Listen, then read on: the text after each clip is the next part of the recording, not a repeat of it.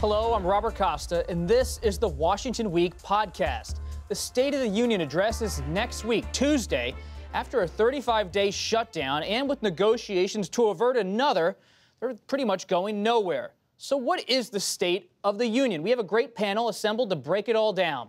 Peter Baker, Chief White House Correspondent for the New York Times. Shauna Thomas, Washington Bureau Chief for Vice News.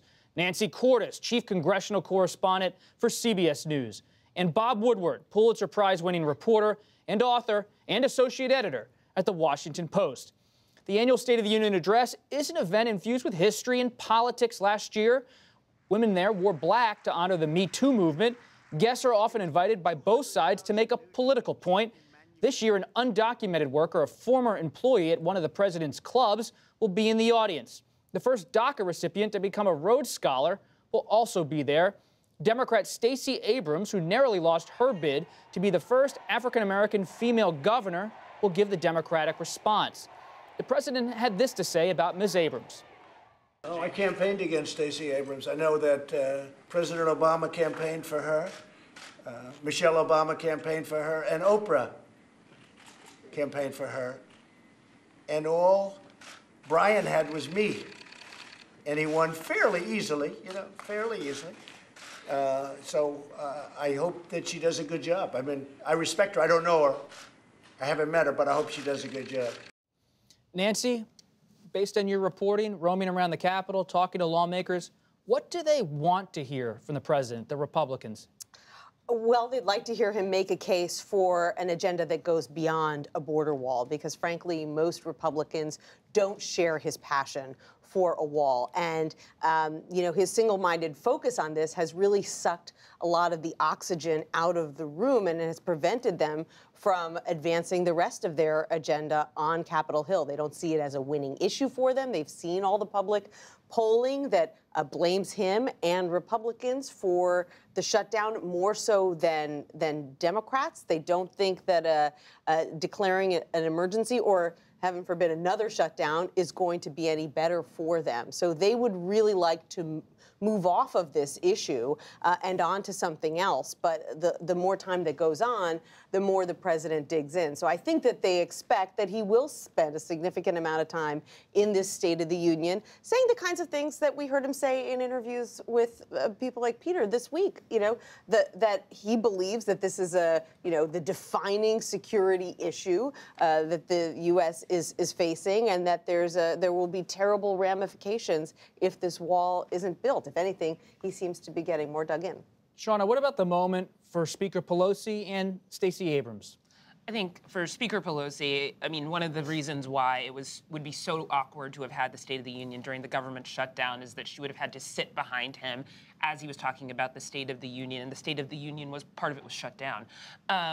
But it will show that they are in some ways on equal footing. He is coming to her house to give that State of the Union. She is allowing him to do that. It'll be interesting to see her face and the reactions on that.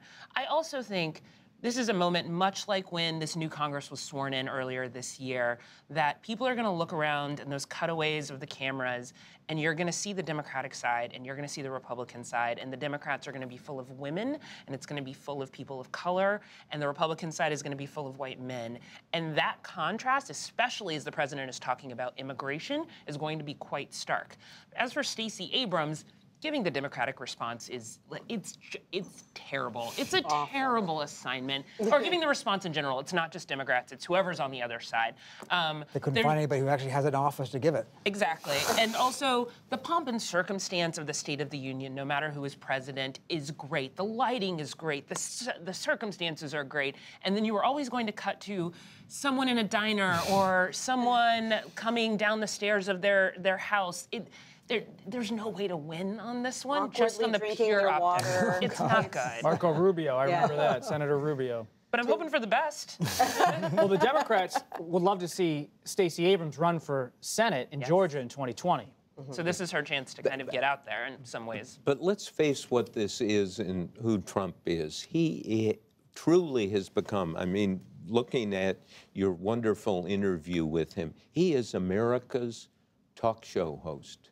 And he is up there commenting on everything. He's got an idea, he's got an opinion. Now, on the negative side, if he is going to do something to spend money for something like a border wall without that money being authorized by Congress, that is a real serious step in the wrong direction for him, for the Constitution, for the kind of rational government that we normally have. And so to pull that trigger is going to be a big deal. And he kind of intimated to you that he's going to do that, right? I mean, what's that going to mean in the end? Not good for anyone. But maybe he wants, if he's a theatrical person politically, maybe he wants that moment at the State of the Union to declare a national emergency. It might be. We asked him whether he would let the current talks play out first, and he said, yes, I'll wait till February 15th. He could obviously do it. I don't think he will, but he does like the State of the Union. He is a showman, right? He is theatrical. It is actually, we're told by advisors, one of the reasons he agreed to reopen the government, because he didn't want to lose this moment. It's the best moment of the year for a president where they get to outline their agenda. The trick is, it's going to be, what we hear, a mix of confrontation and conciliation, right? He will at least try, according to his aides, say things like, we can work together on infrastructure, we can work together on prescription drugs. There are things that a President Trump and a Democratic House, anyway, could find in common. But as long as this festering sore of the border wall fight is there, that's going to still dominate and make it hard for him to make that pivot. I do think that the State of the Union loses a little bit of its power when you're in divided government, because when Republicans controlled the White House, the House, and the Senate, you're parsing every sentence because you're looking for clues about what he and the party writ large are going to do over the next year. You know, now he's not going to be able to do a lot of those things anyway, no matter how he talks about them.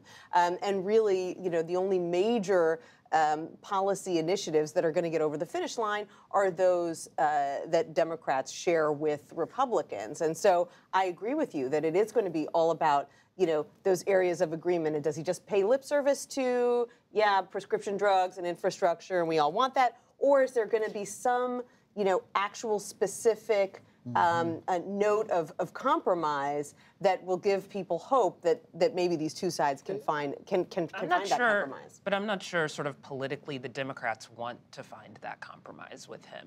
Even on things like infrastructure and prescription drugs that we all kind of agree are issues that need to be dealt with in this country. Part of the wall issue and part of making it a moral issue is about, to many of them, the wall is seen as racist because of his rhetoric beforehand. And it is hard, especially with some of these freshman Democrats, to separate that from anything else that they have to do. Right.